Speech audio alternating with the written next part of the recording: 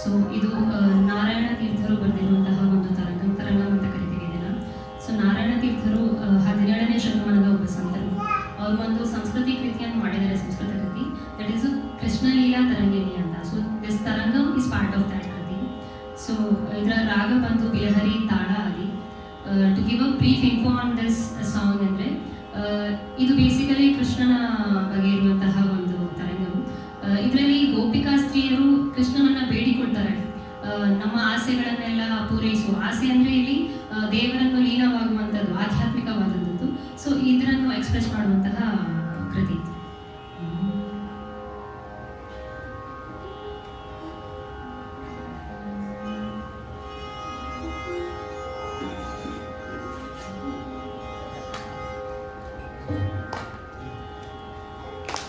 ಪೂರಯ